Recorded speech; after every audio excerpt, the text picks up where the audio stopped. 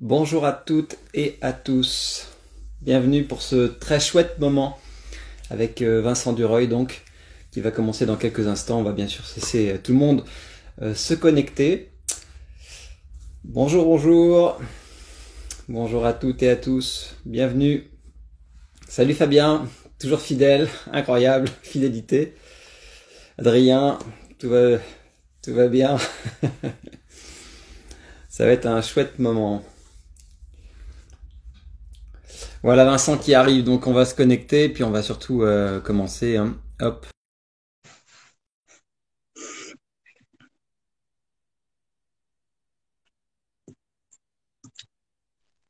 Bonjour, ça Salut va? Vincent, tu vas bien? Nickel, tout va Ah, bien. écoute, je suis ravi de te retrouver. Merci de partager ce chouette moment avec nous. On va passer un bon moment avec tout le monde et surtout une belle dégustation parce que c'est la première fois que je veux faire ça. T'as été gentil, tu m'as envoyé toutes tes bouteilles parce que je pouvais malheureusement pas cette année venir au domaine. Et ce qui va être sympa dans cet échange et puis surtout dans toute la profondeur de la dégustation, c'est qu'on est à la fois peut-être toutes les petites anecdotes un peu croustillantes et sympas à connaître, et puis aussi un ressenti. En tout cas, merci, je me suis bien régalé, je dois le dire.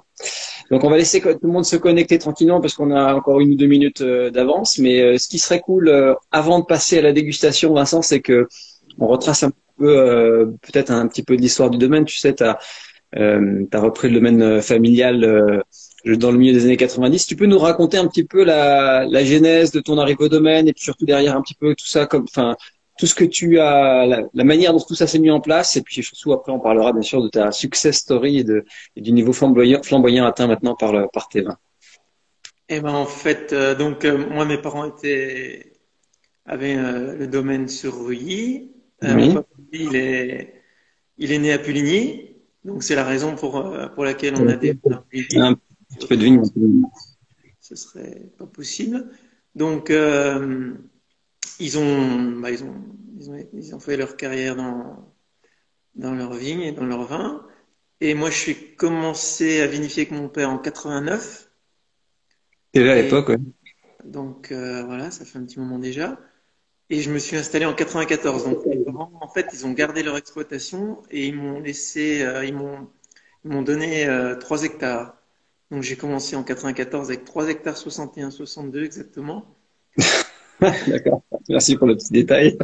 Ok. Et bon, au départ, j'avais pas de clients, c'était quand même compliqué. Au niveau matériel, on n'était pas très bien équipé, mais bon, ça allait, hein. Donc, j'avais des Ruy rouges, j'avais 50 arts de Ruy blanc, j'avais mes cadeaux vieilles vignes, et puis voilà. Eh oui. Euh, j'ai commencé comme ça. Et ensuite,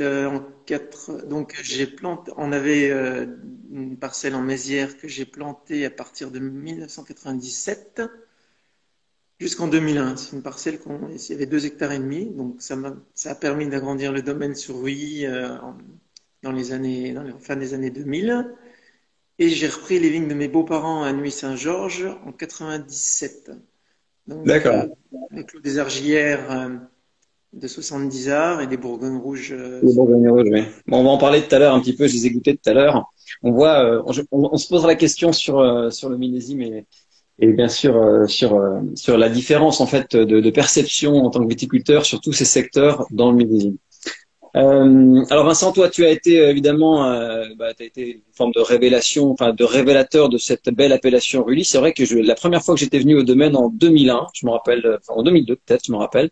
Tu m'avais dit, je suis un des derniers à vendanger à la main. C'est toujours le cas ou est-ce que Rully connaît un renouveau entre guillemets? Bah, il y a, disons, les domaines qui ont toujours vendangé à la main, vendangent toujours à la main. Mais il y a quand même, sur le coin, il y a quand même une grosse proportion de vendanges mécaniques sur les chardonnays. Eh Donc, oui, bien sûr. c'est d'activité, hein. Il y a beaucoup, enfin, pendant les vendanges, où il y a beaucoup de machines qui tournent sur Et le. tu sens quand même qu'il y a un petit peu de mouvement ou est-ce que est-ce que c'est une appellation qui quand même continue quand même à progresser ou est-ce que Ouais, moi, je finalement trouve que ça progresse, ça avance. Mais après, il y a la vendange mécanique. Celui qui a une machine, La vendange manuelle, ça demande une organisation de fond. En fait, il faut quand même, il faut des véhicules pour transporter les vendangeurs. Il faut son équipe de vendangeurs à créer son équipe. C'est un noyau. Hein, c'est quand même compliqué à avoir un noyau tous les ans et une C'est sûr. team. Mais Il faut avoir, ouais. faut aimer les ressources humaines quand on refait de l'avantage à la Il manuelle. faut avoir un vendangeoir, donc un endroit pour recevoir les vendangeurs à manger à midi et le Hmm. soir. Donc on a des chambres. Enfin, il y a toute une organisation quand même de fond qui est assez. Bon, maintenant, nous, on a l'habitude, qui est compliqué. Et pour moi, les vendanges, quand ça se passe bien, c'est des vacances, parce on revoit des copains qui viennent, on fait des super soirées. Et, c'est vraiment. Enfin, moi, si j'avais pas les vendanges avec une équipe, ça me passionnerait pas plus que ça, quoi. Ok, ouais, c'est vrai que la dimension humaine, on en a déjà parlé dans quelques lives, c'est vachement important. Alors Voilà. Vincent, tu as hissé la propriété à un niveau vraiment exceptionnel. On l'a encore vu. Enfin, ce matin, en dégustant tous les 2018, je me suis dit, mais tu vois, j'ai 14 échantillons devant moi, c'est 14 balles dans le mille. Est-ce que tu penses que le travail de fond que tu as fait depuis le début, et puis surtout peut-être la maîtrise au fur et à mesure des années, a été renforcé par le fait qu'à un moment tu es tourné vers le bio, que tu étais jusqu'au bout des choses, etc. Est-ce que tu penses qu'il y a eu un grand virage à un moment pour Non, toi dans le je ressenti de tes pense vins pas que ça vienne de ces choses-là. C'est plutôt que c'est ce que je dis à mon équipe quand on est au Wing, c'est un millefeuille. À chaque fois qu'on fait quelque chose, on rajoute une feuille, puis après, à la fin, bah, ça fait un gros livre, et grâce à ça, la qualité est là. Donc il y a plein de trucs. Au niveau de la taille, maintenant, on taille en poussard au maximum pour pouvoir avoir moins de soucis sur les maladies de bois. Les herbicides, on a quitté le monde de l'herbicide, ça fait 20 ans. Qu'est-ce que l'étape de tri, les vendanges en caisse. Il y a plein de facteurs qui font Et que c'est la somme de petits détails qui t'a permis en fait de passer des paliers et d'atteindre un certain niveau. la On va parler sélection, la sélection des fûts avec. Moi, je travaille avec avec Stéphane ça. Toussaint. Bien Donc sûr. Stéphane il vient souvent goûter. On parle beaucoup de chauffe. En fait, moi, je veux des fûts neufs qui apportent pas d'élevage, enfin qui soient pas boisés, juste qui m'apportent de l'oxygénation et pouvoir avoir de la réduction sur les lits.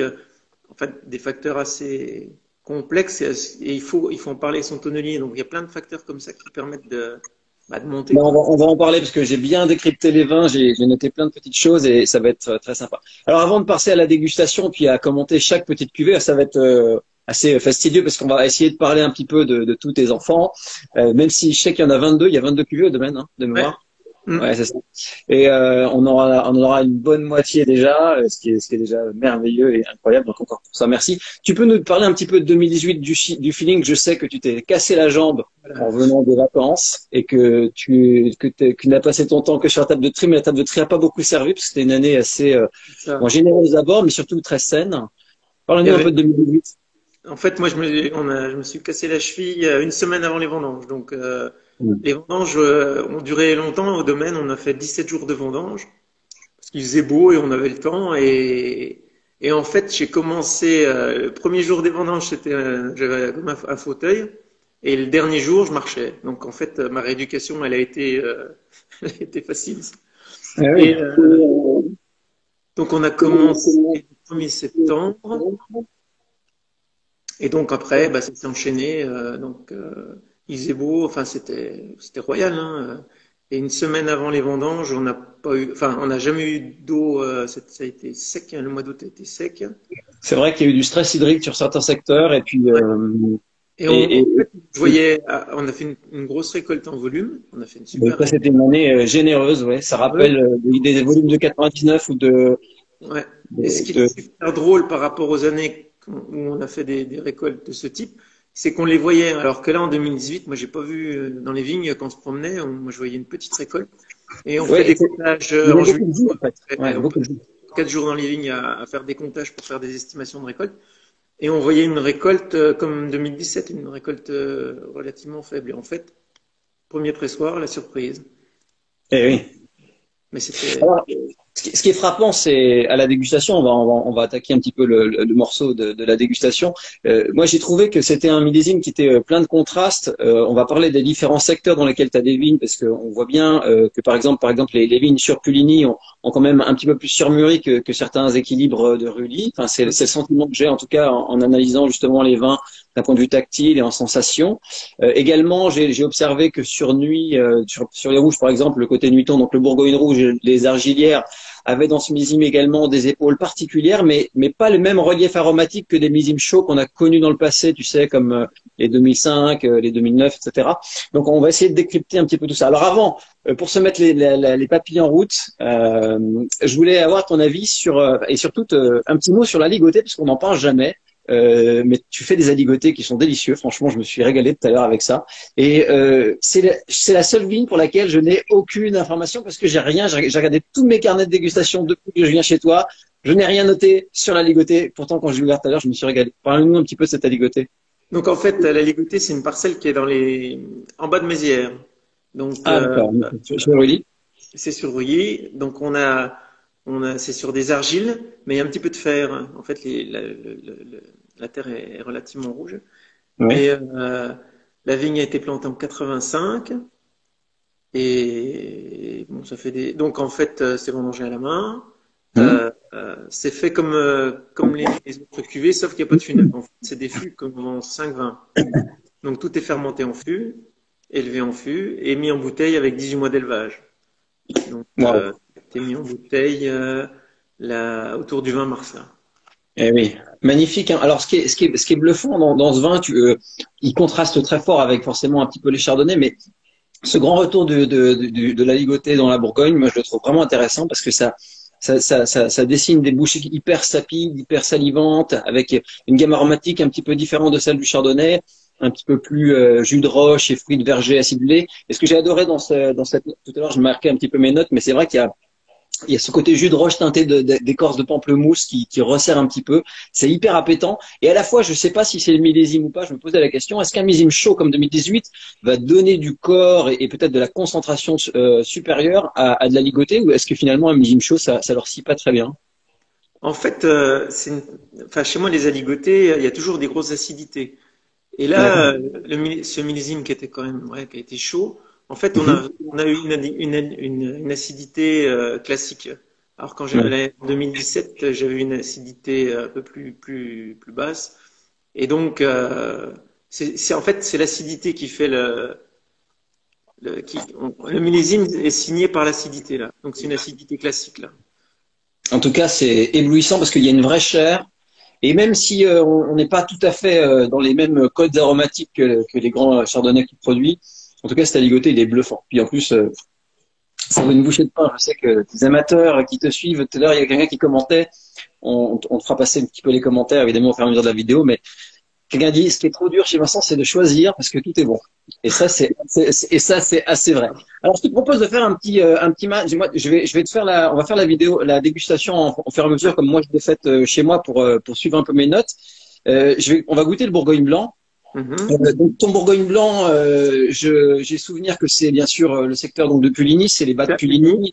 Donc c'est dans le village, hein, c'est pas de l'autre côté de la nationale. C'est pas de l'autre côté de la route, ouais. Voilà. D'accord. Le sol, c'est d'argile. On est sur le lieu-dit qui s'appelle La Combe.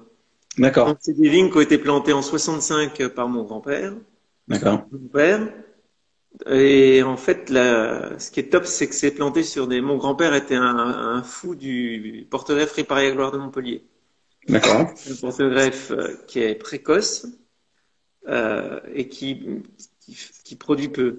Et donc, ça fait toujours des. Je monte la bouteille pour ceux qui ne connaissent pas. Ça fait toujours des jus sur mûrs, enfin très mûrs. Ouais. Donc, mais les raisins sont dorés. Moi, j'adore ce porte-greffe. Mais Ouais, par c'est contre, très peu, il supporte mal le calcaire actif.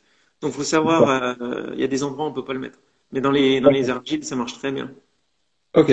En tout cas, ça a une classe naturelle fabuleuse, hein, ce Bourgogne blanc. C'est bluffant. Ce qui m'a vraiment bluffé, c'est que je me suis pas concentré. C'est vrai qu'il est les maturités semblent plus riches en alcool, mais pas en perception en fait. C'est ça qui est assez particulier. Est-ce que c'est lié à l'exposition de la côte, des secteurs de Puligny, ou c'est simplement que, pourtant tu m'as dit que tu avais vendangé ce Bourgogne blanc 3 jours avant tes mézières, et les mézières d'habitude sont... Ah, c'est après. Ouais, on a commencé par les mézières. En général, avec Okay. avec le temps, maintenant, je sais à peu près mon fil de vendange. Donc, quand les mézières sont prêts à couper, après, on a à peu près le cycle des parcelles où il faut aller. Donc là, on a fait les mézières et après, 3 ou 4 jours après, on a été à Puligny. Euh, donc, c'est toujours, là, c'était super mieux. Eh oui. Alors, ce qui est marrant, c'est la manière dont ce secteur fait rayonner évidemment la finesse. On voit bien cet esprit très classe, de Puligny. Mais ce qui est bluffant, c'est la manière dont la puissance passe, parce que ça fait quand même 14 cette petite bête, et c'est hyper frais, hyper sapide, hyper fin. On n'a pas du tout d'esters alcooliques qui sont un petit peu dominants, et comme on pourrait l'avoir des fois dans des chardonnays un petit peu chauds. Et franchement, c'est super. En fait, je pense que c'est une des qualités de 2018, c'est que derrière des airs avec certaines densités, il y a plus d'éclat, plus de relief que ce qu'on en a. On pourrait imaginer en tout cas sur une vendange aussi solaire. Donc Alors, quand après, on parle, pour- oui. j'ai travaillé beaucoup avec les lits. Ah, Sur un d'accord. millésime solaire, euh, je pense qu'il faut garder pratiquement pas débourber, tout mettre dans les tonneaux pour que les lits rapportent de la complexité et de la salinité en fait.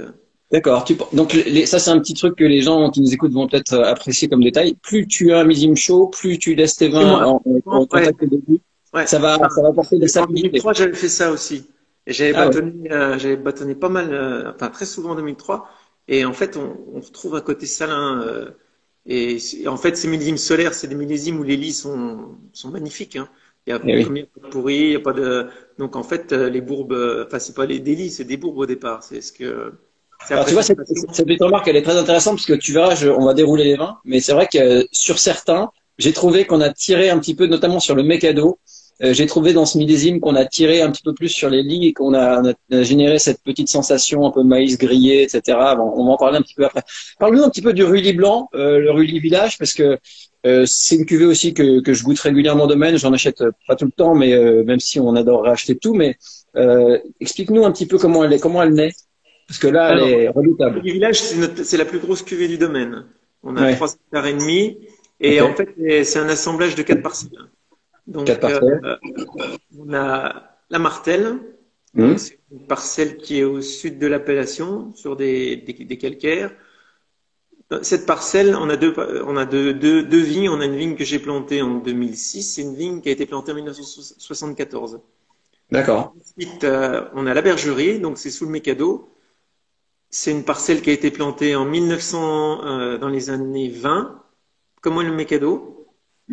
Ensuite, les guns. Donc, on a une parcelle qui s'appelle Angun, mais c'est des chardonnays. Et D'accord. ça a été planté en 1980. Et une parcelle qui est au nord de l'appellation, Chaponnière, qui a été plantée dans les années 45. Donc, Ouais, ça fait c'est tellement que j'ai- des vieilles vignes. Hein, il y a beaucoup de vieilles vignes ouais. dans cette cuvée de Rully Village. Souvent, il y a dans des cuvées comme ça de simples villages, des fois, il y a un peu plus de simplicité. Là, ce qui m'a bluffé, je partage avec les gens qui nous écoutent, mais ce qui est vraiment stupéfiant dans ce Rully Village, c'est que en fait, on a le sentiment que le millésime a boosté son intensité. On a une chair, un gras sec conséquent et puis beaucoup de concentration aromatique. Et toujours avec cette même forme de sapidité. Alors, on s'écarte évidemment de l'esprit des vins de Puligny qu'on a dégusté un petit peu sur le Bourgogne, je pense, en termes de sensations minérales. Mais c'est dangereux de faire des vins comme ça, Vincent. Franchement, je te jure que j'ai fait goûter à ma femme à midi parce que je voulais qu'elle goûte un petit peu. Et c'est vrai que c'est peut-être la cuvée de tout ce qu'on va parler à peu près. Après, bien sûr, des crus, on va monter un peu dans les coteaux, parler un petit peu des différentes parcelles et de chaque terroir. Mais ce qui est redoutable là, c'est que c'est hyper complet. Et déjà, on était habitué à avoir le caractère hyper complet du vin quasi parfait dans les mécados chez toi. Là, en fait, déjà au Rully Village, je trouve particulièrement dans ce millésime-là, en tout cas, tout y est, quoi. C'est très beau. Et Voilà. en fait, technique, toutes les cuvées sont vinifiées séparément. Elles Oui. sont levées séparément. En fait, dans le travail Voilà. que je fais, en fait, il y a l'élevage. Hum. Donc, l'élevage, c'est la première année en fût et en cave. Et après, il y a l'affinage. C'est comme pour moi un peu le fromage. C'est la deuxième année en cuve inox avant la mise en bouteille. Donc là, c'est l'affinage. Et donc, l'élevage et l'affinage, toutes les parcelles sont séparées. Et l'assemblage se fait à la mise en bouteille. Eh oui, d'accord. Bon, Donc, en ben, fait, si voilà. des bâtonnages à faire en plus sur une cuvée, si, en fonction du biodie, en fait, du terroir, j'affine mes élevages. Et des affinages sont affinés aussi par rapport par exemple au collage. Il y a certaines cuvées qu'on colle pas en fait en fonction de la dégustation. Et c'est juste avant la mise en bouteille que c'est assemblé.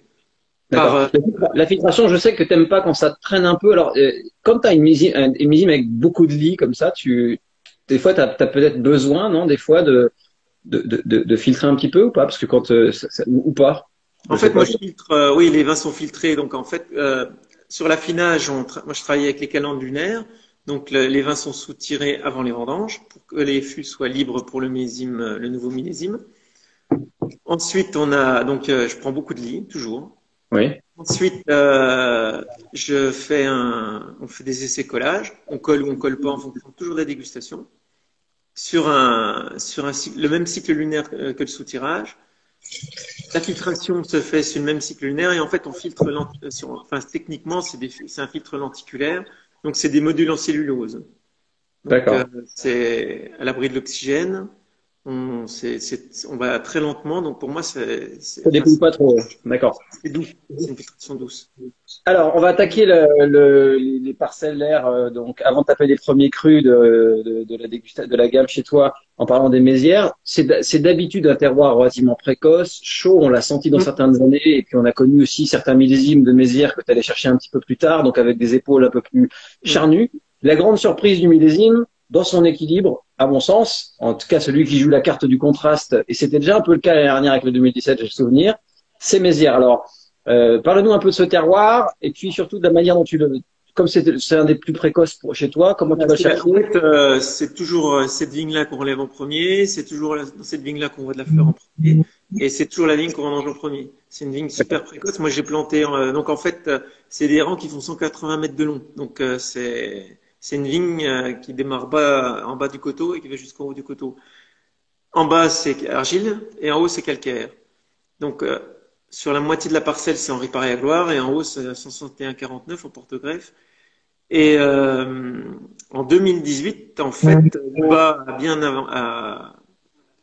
a une maturation normale, parce que les racines étaient en profondeur il y avait de l'eau dans le fond, alors que le haut, on est sur des calcaires, il y a beaucoup de pierres, et là, la vigne, je pense qu'elle a eu un stress hydrique, et il y a eu un blocage, ce qui fait que la maturité on était à 13 naturel, on était moins haut que certaines parcelles de Ruy où on était à 14, quoi. Eh oui. En tout cas, ce qui est intéressant dans la dégustation, c'est d'avoir cette attaque charnue qu'on aime, enfin, et que moi que j'aime bien quand ça dépend des contrastes et ce qu'on mange surtout. Mais quand on goûte les mésières, c'est vrai qu'on a souvent un vin qui vient un peu plus sur la largeur d'habitude. Là, c'est vraiment le jeu du contraste, je trouve, dans la dégustation, d'une attaque hyper large, et puis après de ces sensations hyper salivantes, pas forcément que minérales, mais tu vois, d'une acidité un petit peu vive comme ça. Et je trouve qu'on retrouve bien la signature de Rully, tu vois, des vins qui sont un peu toniques, je trouve dans ce mésière, sans qu'à aucun moment il s'affaisse, tu vois. Tu vois, j'ai toujours acheté tous les vins de chez toi, mais c'est vrai que dans certains millésimes, des fois, j'ai trouvé un petit peu trop sur Ah bah, la finale, un petit peu, des fois de l'alcool et des petits amers, un peu de l'alcool. Et là, c'est franchement, autour de- je pense que le curseur déplacé depuis 2-3 millésimes, en tout cas dans la date de vendange, affine vraiment cette cuve. En tout cas, c'est derrière le Rully Village, évidemment, la gradation que les gens pourraient faire s'ils viennent chez toi. Et Dieu sait si elle est merveilleuse. Alors, on va continuer tranquillement avec la pièce, entre guillemets, un peu nouvelle, puisqu'on va essayer de faire crescendo je dirais, de sensations. Cette parcelle-là, des chênes, c'est un nouveau petit jouet pour toi. C'est un secteur relativement exposé frais au nord, de mémoire, c'est assez ça. haut. J'ai noté dans mes commentaires que c'était le Chablis monté de tonnerre de la gamme de chez Vincent Dureuil. Tu vois, je trouve il y a un esprit extrêmement là, c'est pour les amateurs de vin hyper racés, dans le caillou. Raconte-nous un petit peu les chênes. Alors, les chênes, c'est une vigne qu'on a repris en 2011. Donc, Oui. c'est pas une parcelle historique chez nous, mais Mhm. je commence à la comprendre. Et en fait, elle est au sud de l'appellation, après les Margotés, mais c'est un peu plus bas. C'est un terroir très, très, très froid. Eh Quand oui. on a des gelées, c'est toujours là que les thermomètres sont au plus bas. Eh Et oui. on est sur des marnes calcaires. Les terres sont très blanches. Et en fait, là, entre ce que tu as goûté avant le Mézières et le chêne, il y a 17 jours Sept jours de maturité d'écart entre les deux dates de vente. Ouais. Alors qu'on est au même degré d'alcool. Hein. C'est dingue. On commence toujours, enfin, on commence Mézières, là, on finit toujours chêne. D'accord. Et par contre, ça fait des vins très, très, très cristallins. Et Ouais, ça a cet esprit, en tout cas, c'est pour ça que je me suis permis la comparaison, hein. Très, très jus de roche, très calcaire, très particulier, avec le sentiment qu'on n'est pas dans un endroit extrêmement solaire. Ça se lit, en tout cas, dans la lecture du vin. C'est la pierre froide, quoi. c'est On est des, collé contre ça. les feuilles sont super, super blancs. C'est quand, enfin, quand les pneus des enjambeurs, quand on laboure, c'est blanc. Ça C'est, rappelle certains nés aussi tu sais, du secteur de la Combe de Pernan-Vergélès, mais tu sais, au nord, là, tu vois, ces marnes blanches un peu ça. particulières qui teintent aromatiquement les vins. Très particulier. Là où ce qui m'impressionne aussi, la question que je me posais en dégustant, c'est cette instance minérale crayeuse, elle dépasse la signature aromatique des fûts en jeunesse. C'est tout le temps le cas ou c'est des choix adaptés? Bah, au jour d'aujourd'hui, c'est plus des choix adaptés, ouais. Ah oui. Ouais. Je pense que sur cette cuvée, faut faire super attention aux élevages parce que comme on a beaucoup d'acidité et de minéralité, les boisés peuvent des fois pourraient être assez marqués, assez séchants, on va dire. Tu veux dire que le boisé sur des vins à structure acide sont plus marquants des fois? Ça dépend des terroirs. En fait, c'est pour ça que je dis que cette vigne-là, on l'a depuis 2011. Il faut 7, 8, 9 ans pour connaître à peu près le fil. Le, le, Et maintenant, je commence à connaître et je sais que, par exemple, une parcelle comme ça, faut pas faire Vraiment d'effet pas. de C'est les cueillette. thèmes pour ceux qui ne nous ont pas, qu'on pas suivi. Ok. Bon, en tout cas, progression spectaculaire. J'avais goûté les chênes 16 que j'avais trouvé cisterciens, 17 qui s'améliorent et je pense que c'est le petit conseil. Nous, on l'a encore démontré parce qu'en janvier, on faisait une super soirée chez Cheder et on a servi à l'aveugle des Rully chênes 17. Et bien sûr, les vins sont avec un an de patine deviennent évidemment beaucoup plus aimables, tout en gardant cette signature un peu traçante des Hauts-de-Côte. On va attaquer sur les commentaires sur les Grésini. Alors, sincèrement, les Grésini troisième millésime de mémoire pour cette parcelle. 2012, le premier millésime. Hein. C'était combien? 2012, 2012? Ah, pardon, j'avais cru que c'était 2016. Ok. sixième. T'as 30 arts de vigne, je crois, ou 29, je sais plus, je crois que c'est ça. J'avais noté ça dans mon carnet. 29 arts, c'est ça. 29 ans, oui. Et alors, c'est un cru qu'on connaissait chez des illustres voisins et chez d'autres propriétaires de Rully. C'est une vieille vigne également. C'est une. Planté en 45. Hein. Eh oui. Et donc, Haute raconte-nous Coteau, plus. on est sur des calcaires Oui. et elle est exposée plein est. Et ouais, c'est une ligne que j'ai repris donc en 2011 et on a grillé en 2011 donc il n'y avait pas de raisin. Et en Ouais. fait quand on prend une parcelle comme je te disais par rapport aux chênes, il faut un petit peu de temps pour la comprendre. Eh oui. C'est pas la première année qu'on peut comprendre parce qu'on met notre patte dans la viticulture, dans la vinification et il faut que la vigne s'adapte à notre viticulture. Et donc le Grésini, moi c'est une parcelle que j'adore vinifier, que j'adore faire parce que ça produit le style de vin que j'aime bien. Voilà. Eh oui. On peut Ça se avoir, sent. on peut avoir des C'est élevages, des notre- réductions. La petite réduction, tu vois, ce curseur poussé un petit peu sur l'univers popcorn maïs, tu sais, qui escorte un peu la noisette torréfiée du Piémont, avec un fruit assez juteux, et puis derrière cette assise très hyper salivante. Enfin, c'est le jeu parfait du contraste et de la gourmandise à la fois, parce que ces notes aromatiques, on les aime en Bourgogne, et Dieu sait s'il y en a des grands viticulteurs qui savent le faire sur d'autres secteurs. À Rully, je pense que tu es un des rares à atteindre ce niveau, évidemment. Et Et en fait, l'âge des vignes y est pour beaucoup, je pense. En fait, et plus les oui, vignes sont vieilles, plus on arrive à, à transmettre le terroir.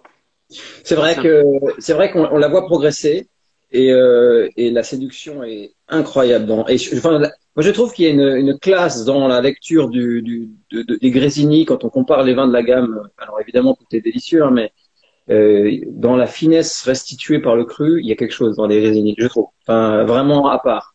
Sur Rully, particulièrement. Alors, quand on compare à Mekado, parce que Mekado, c'est ton enfant de cœur, c'est ta première vigne. Enfin, Mekado vieille vigne, on a compris tout à l'heure à l'introduction, mais tout à l'heure, il y a une question, quelqu'un qui me posait la question, un des membres de Chef qui me disait, mais pourquoi est-ce que le Mekado est si bon? C'est des vieilles vignes, c'est ça. Et oui, bien sûr, ouais, c'est Des vrai. vignes, enfin, c'est les plus vieilles vignes du domaine. Elles ont été plantées par mon arrière-grand-père. Ça a toujours été taillé en guyot poussard. Il y en a les doubles, sur tous les pieds existants des années 20, c'est en double membre.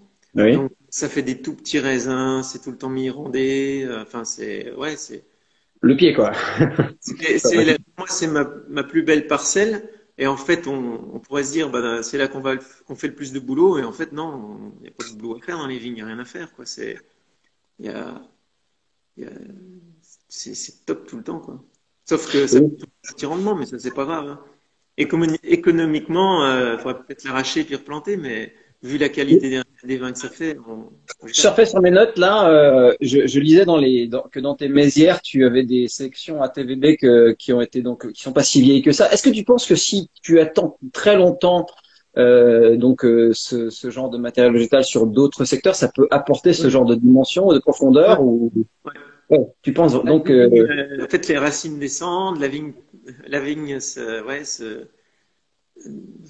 l'âge des vignes pour moi, c'est le b.a-ba. Les vieilles vignes, c'est dans les vieilles vignes qu'on fait des grands vins, quoi. Et quand on plante une vigne, on la plante pour nos enfants, peut-être nos petits-enfants. C'est là que la quintessence du terroir va sortir dans 60 ans, quoi. eh oui, c'est ce que nous avait dit Hervé Bizet, il nous a dit oui, je plante pas des vignes aujourd'hui pour moi, mais pour mes enfants, petits-enfants. Ouais, Ouais. c'est vrai que, Et c'est pour ça que le matériel végétal qu'on met, c'est super important. Il eh faut oui. vraiment réfléchir, prendre du temps. Et là, on est en train de faire des sélections massales en ce moment dans toutes nos vieilles parcelles pour le futur, si on a des replantations à faire, utiliser les bois de nos vieilles vignes pour le futur. Il y a deux questions qui me sont tombées, Vincent, je te les pose en direct. Il y a quelqu'un qui me demande si tu es distribué en Suisse. Oui, oui, oui, cave de Reverol sur Morgue. D'accord. Et il y a une personne qui me demande si tu as des hautes densités. Non, on Non, a t'as dit, jamais testé? non, non, ça m'a pas.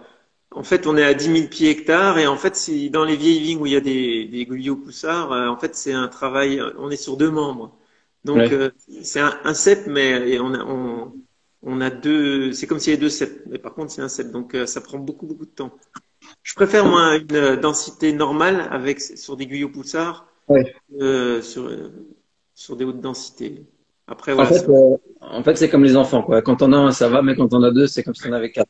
Ok, je comprends. Alors, je commente un peu le mécado, parce que l'heure tourne. Très dans, Mécado déjà, hyper complet, c'est le vin le plus complet de la gamme, peut-être, je dirais, par la dimension tactile. Je pense que c'est l'équation est vraiment du début à la fin la même, la sensation tactile, la manière dont le vin est accompagné sur l'extrait sec et une dimension très savoureuse, très longue, très saline.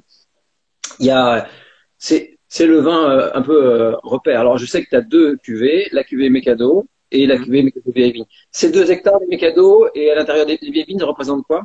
Alors en fait, on a 1 hectare 70-60 de mes cadeaux. Donc, Oui. donc cette parcelle-là, elle est au sud au nord de l'appellation. On est vraiment à l'extrême nord de l'appellation. C'est un petit clos près du château. Mhm. Et la parcelle de Mécado Vieille Vigne, elle est, elle, au sud de enfin, du terroir Mécado. Et donc, c'est quand même, c'est pas l'une dans l'autre, c'est vraiment deux parcelles bien distinctes. Et oui. Donc, Ça se lit très bien dans la différence des vins. Alors, enfin, ça se lit. Je pense que l'âge des vignes fait, comme tu disais tout à l'heure, la différence. Ce qui est tout à l'heure, je me suis fait l'exercice Mécado, Mécado vieille vigne, Mécado vieille vigne, Mécado, etc. Évidemment, on sent tellement la nuance, tellement la différence. C'est pour ça que c'était bien de les isoler. À l'époque, tout était assemblé, c'est ça? Non, Peut-être premier en fait, millésime non. de Mécado vieille vigne? Alors, pourquoi il y a eu un changement? C'est qu'en de 94 à 2005, j'avais que le Mécado vieille vigne, mais je mettais Oui. pas vieille vigne parce que c'était la seule parcelle de Mécado qu'on exploitait. Et en 2005, on a repris l'hectare 70, 60, et c'est là que j'ai fait la distinction entre les deux. Ah oui, d'accord. 2005, premier millésime. Ok. Je me suis marié au Mécado 2005, Vincent. Donc, tu sais, Dieu sait si on en a bu ce jour-là. Alors, la différence, évidemment, pour ceux qui nous écoutent, hein, dans le Mécado et Mécado vieille vigne, c'est l'extrait sec, la persistance aromatique intense, puis surtout l'émotion aussi. Hein, il y a forcément un truc de dingue. Euh, dans certains millésimes, j'avais trouvé le bois un petit peu plus devant. Là, je le trouve hyper intégré, hyper classe, en fait. Je pense qu'il y a quelque chose qui, pour moi, en tout cas, a encore plus de magie dans cette année. Et les 17 étaient déjà très jolis, hein, Bah, c'est avec mais ça, Stéphane, on essaye de peaufiner, enfin, de peaufiner tous les ans. c'est délicieux, évidemment. Alors, on va terminer les blancs avec le Puligny Corvée des Vignes, où là, j'ai quand même, tout à l'heure, il y a quelqu'un qui me demandait comment étaient les secteurs de Puligny sur les 18, donc on va pouvoir en parler un petit peu. Euh, Ta vigne de Corvée, elle est donc sous les Combettes, dans les appellations village. Ouais, Il y ça. a, c'est côté Meursault, je vois bien où c'est situé. Euh, tu as combien de surface déjà sur Puligny? Alors en fait, Enfin, dans les Corvées des Vignes, on a deux parcelles. oui. Et donc, il y a deux parcelles de 20 arts. Donc, ça fait 39 arts, 60. Et Oui. quelque chose comme ça. Un tout petit peu moins de 40 arts. Et ça a été planté par mon grand-père, ça. Donc, pareil, on est sur des riparias, c'est des vieilles vignes. Et ouais, j'aime bien être là-bas. Ouais, c'est sympa comme coin. Ah oui, c'est un bon pote. Alors, tu vois, je me suis fait la réflexion tout à l'heure. Je me suis dit, tu vois, souvent quand on est viticulteur ou quand on a des belles appellations comme ça, on se dit, euh, on soigne particulièrement les élevages sur ces appellations et autres. Et quand j'ai mis le nez dessus tout à l'heure, je me suis dit, en fait, ce vin encaisse tellement bien, tellement l'élevage. Enfin, bon, on adore les fûts Chassin chez Chef-d'œuvre, mais ce qui est particulièrement, je dirais, spectaculaire dans cette cuvée, c'est que il y a une forme de classe, de rayonnement, de finesse particulière. Et c'est toujours comme ça, ou est-ce que tu as fait finalement des choix qui font qu'on a un peu plus de restitution de l'esprit de Puligny et de cette finesse En fait, légendaire? c'est plutôt que je commence à dompter, enfin, non, faut pas dire dompter une vigne, à Oui. comprendre cette vigne, parce que c'est une vigne que c'était mon oncle qui l'exploitait jusqu'en 2013, il a pris sa retraite. Donc, moi, je l'ai repris pour le millésime 2013 et je la connaissais pas. Donc, c'est pareil, changement de méthode culturelle, faut apprendre la vigne. Et c'est maintenant qu'au bout de 5 ans, que je commence à comprendre cette vigne, quoi. Il faut un petit peu de temps pour comprendre les parcelles et après gérer la vinification en fonction de ce qu'on veut faire et du style de vin qu'on veut faire et de la parcelle. Petite trame mentholée, bien saline, crayeuse, fabuleux. Hyper complet. Alors, il y a quand même un peu plus de chaleur alcool sur les Puligny quand même. Ça fait 14, mais sincèrement, on chipote. Hein, c'est des 14 fins. Tu vois, il n'y a pas d'ester alcoolique lourd. C'est bon. Évidemment, tout le monde applaudit quand on goûte une telle cuvée. Ce qui est intéressant à préciser, en tout cas, Vincent, c'est que tu vois dans les Puligny Village souvent, bon, c'est des nappes phréatiques assez hautes à Puligny. Ça dépend où tu te situes, mais je trouve qu'il y a un vrai fond, il y a une vraie concentration, une vraie longueur. C'est pas toujours le cas dans les appellations village, hein, sur l'appellation. Alors, on va parler un petit peu des rouges et une bouteille qui m'a beaucoup amusé. Évidemment, c'est celle des copains, c'est celle peut-être du vendredi soir. C'est le Pastougrain. Je me suis régalé. J'aime bien parce que je trouve que, tu vois, je retrouve dans ce Pastougrain 2018 la joie et surtout la gourmandise des 2015 ou même d'autres d'avant. Et puis surtout, est-ce que les gamets étaient particulièrement intéressants en Bourgogne, en Côte-Chalonnaise, sur le millésime? Bon, en fait, le gamay, j'ai 10% de gamay. Ah, c'est 33 dur. rangs, et 33 rangs de vignes et 3 rangs de gamay. Et donc, en fait, la vinification, on met tout dans la cuve. On fait pas une cuvée de gamay et la cuvée de pinot qu'on assemble après. C'est vinifié ensemble. Et c'est une vigne qui a été plantée en 70. Et t'es grappes tout ou tu gardes un peu de raf sur les gamelles, là? C'est tout, tout est grappé 100%. Ouais, tout est grappé Tout 100%. est grappé. Et par contre, c'est élevé en fût et là, on est à 30% de fût neuf. Eh oui. Et comme quoi un passe-grain peut encaisser aussi cet élevage. En Oui, tout cas, il n'est pas du tout perceptible. Je pense que la progression dans les fûts chassains, tu sais, des fois sur les rouges, on avait des notes un peu fumées, de bois fumé, etc. Là, moi, j'ai le sentiment, en tout cas, qu'on gagne en précision, en restitution du fruit. Je trouve qu'on sent bien la dimension un peu poivrée quand même qu'apporte le gamay. Je trouve que le trait d'union est fort, avec évidemment certaines instances prononcées de Morgon, enfin, de certains vins comme ça. Et puis bien sûr le Pinot Noir apporte la classe et surtout la finesse. Mais ça m'a beaucoup interpellé parce que bien sûr derrière tout ça il y a la gourmandise et la légèreté évidemment. Alors bravo parce que passe tout grain à ce niveau-là, c'est ah, moi, admirable. j'aime bien cette vigne, j'aime bien la vinifier. Ouais. C'est sympa. Enfin, c'est sympa de faire un vin de copain comme ça. C'est aussi joyeux à faire qu'intéressant à déguster, j'imagine. C'est ça. Alors, on va attaquer les rulis rouges Ouais. parce que on arrive dans la série des rouges. Après, on va faire donc Mézières, Enghien, puis ensuite on attaquera le secteur de nuit. Enfin, quoique je vais faire le rulis rouge et puis peut-être le Bourgogne rouge derrière, peut-être pour rester dans la hiérarchie intéressante des vins de la propriété. Le rulis rouge, parle-nous-en un petit peu. C'est un peu le pendant du rulis blanc, plusieurs C'est comme le parcelles. riz blanc, ouais, c'est notre plus gros volume en rouge. Donc, Mhm. c'est un assemblage de 3 parcelles. Ouais. Donc, on a une parcelle qui est sur le plateau. Il y a un plateau au-dessus de la montagne sur le village qui s'appelle Enrosé. Ensuite, on a une parcelle sur la montagne de Remenot, qui est au milieu des bois. C'est une parcelle qui est super agréable à faire. Et des fois, avec mes gars, euh,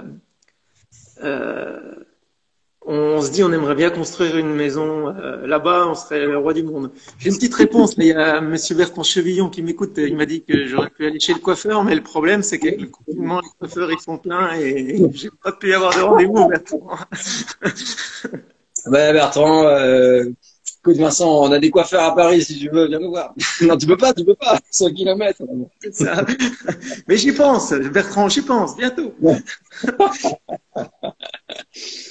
Bon, alors restitution fabuleuse du terroir de Rully. Ce que j'ai marqué dans mes notes, je sais pas si c'est systématique ou autre, mais on a le sentiment en tout cas que l'esprit très singulier, très appétant, en tout cas très acidulé des terroirs de Rully s'applique également dans la lecture des rouges. C'est vrai que les finales sont toujours un petit peu dans cet esprit talc, très sapide, très salin, tout en étant extrêmement gorgé de fruits, pas du tout de richesse. Alors, ce qui m'a étonné aussi, c'est les équilibres alcool de tes pinots, c'est-à-dire que les pinots sont presque plus bas que les chardonnays Ouais, euh, dans ce millésime-là. là, ouais. Et en fait, on a tâtonné sur les vendanges. On faisait souvent des pinots le matin, des chardonnays l'après-midi. Euh, Ouais. euh, et les pinots, ils sont enfin, les chardonnays, ils sont montés à la fin. Au début, mais c'est vrai que les pinots sont montés ici moins vite que les chardonnays, c'est vrai. Alors, lecture fabuleuse dans la gourmandise, évidemment, de l'appellation Rully, qui est tout de suite, quand on fait la gamme chez toi, alors je ne sais pas si c'est le bon moment de le sortir et de comparer, mais ce qui est intéressant, si on veut vraiment chez toi jouer l'identité sur des appellations différentes des argiles et l'identité du pinot, là, quand je goûte ce pinot, donc cette vigne qui est dans le secteur de nuit, hein, Alors, de mémoire. en fait, Bourgogne, on a 50 arènes du Saint-Georges. Donc, Oui, c'est des vignes qui ont été plantées. Il y a des vignes qui ont été plantées dans les années 40. Et moi, oui, j'ai planté une parcelle en 2003 et une parcelle en 2004. Donc, sur d'accord. des sélections de la TVB. Mhm. Et j'ai une parcelle à Puligny, à la Oui, c'est ça, Combe. il y a une petite parcelle de Puligny qui Donc, complète. en fait, la vinification, elle est séparée. L'élevage est séparé. C'est juste à la mise en bouteille qu'on fait, que c'est comme les villages de rouillés. C'est la mise en bouteille qui fait l'assemblage. Donc, Premo, beaucoup de finesse, beaucoup de profondeur, beaucoup de fruits. Puligny, du fait des argiles, il y a un peu plus de corps et des tanins un peu plus serrés. Donc l'assemblage, ça lui va bien.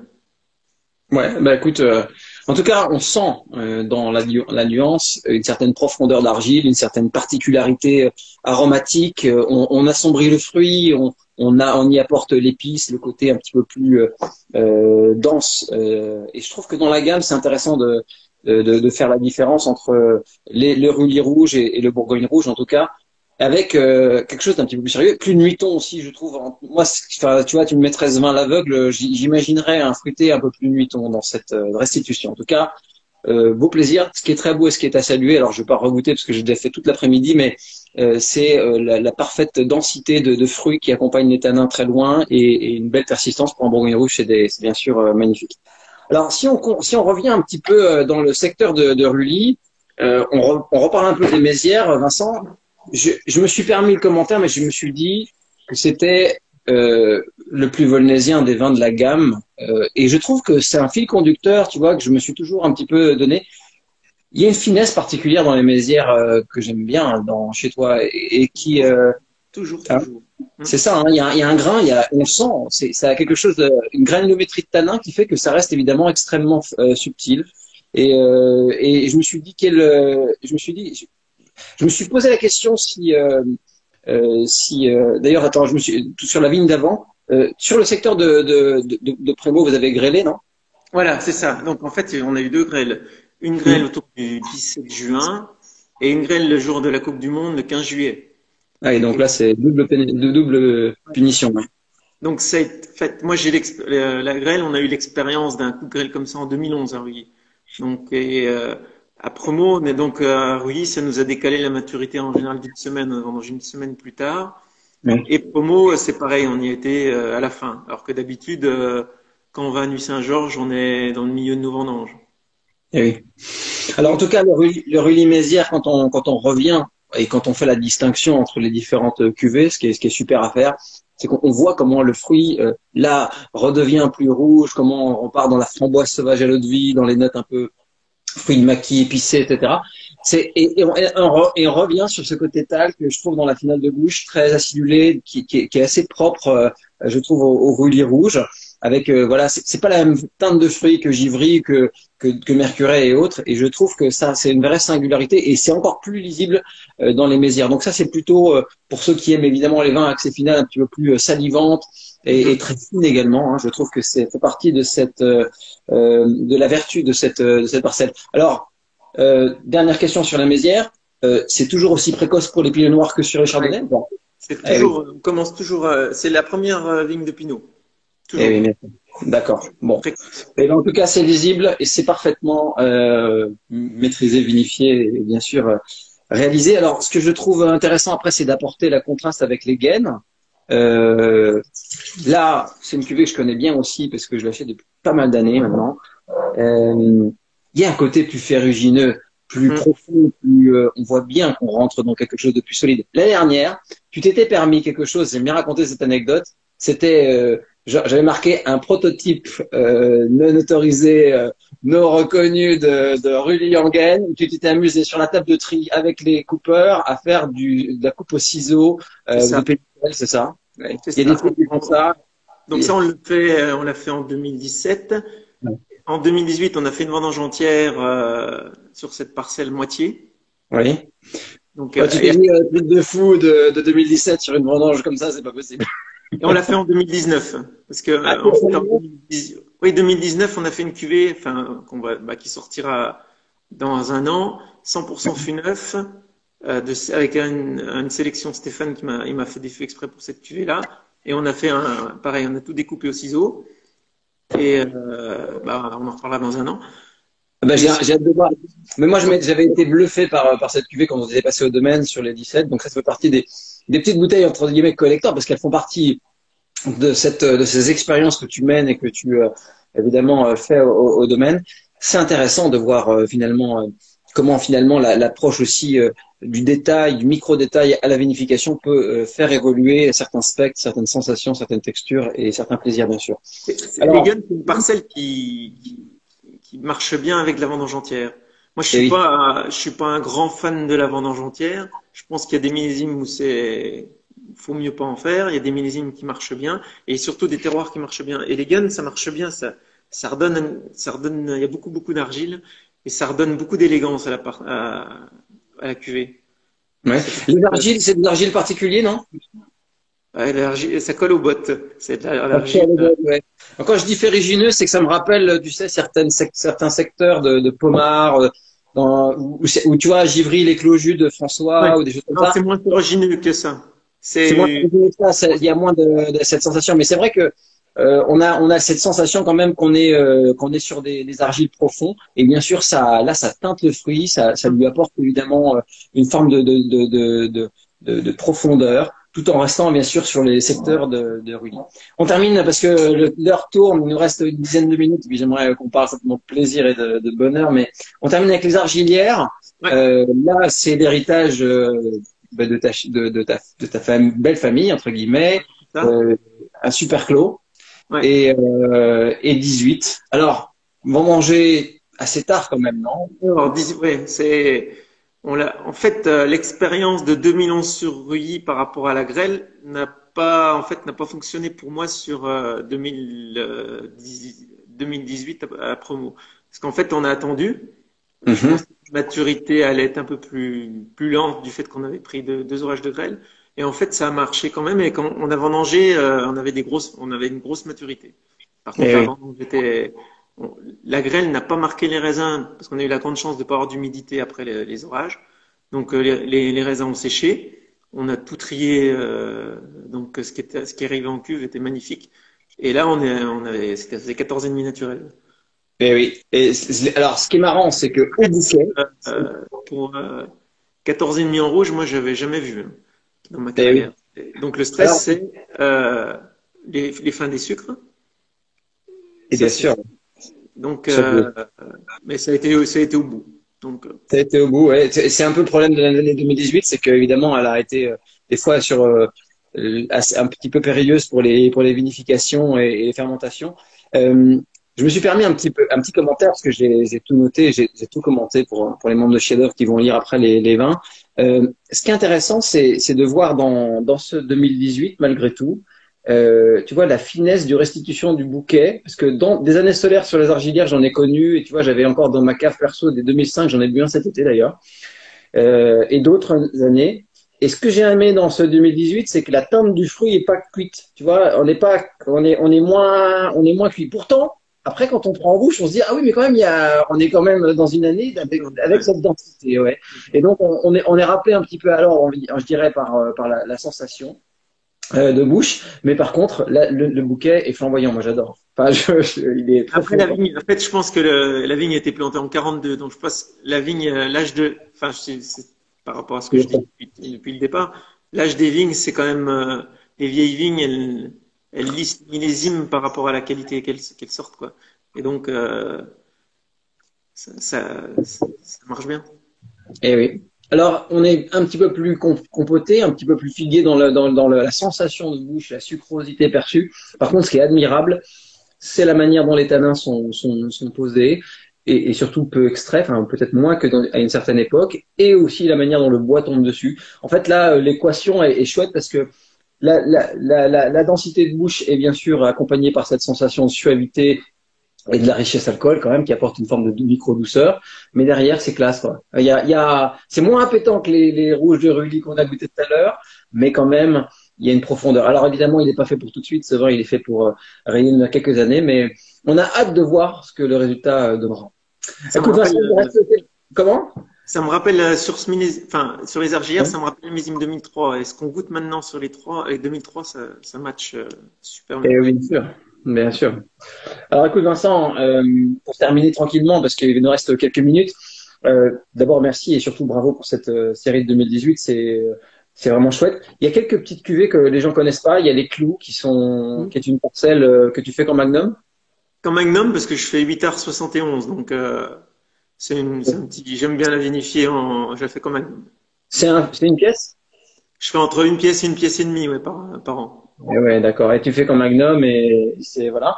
Et puis après, il y a d'autres trucs qu'on n'a pas cités. Qu'est-ce que tu fais d'autre parce que j'ai plus tout ça en tête, moi. Donc en blanc, on a les Vouvray, c'est en dessous Ah des, oui, oui, des tout à fait, Grésini, oui.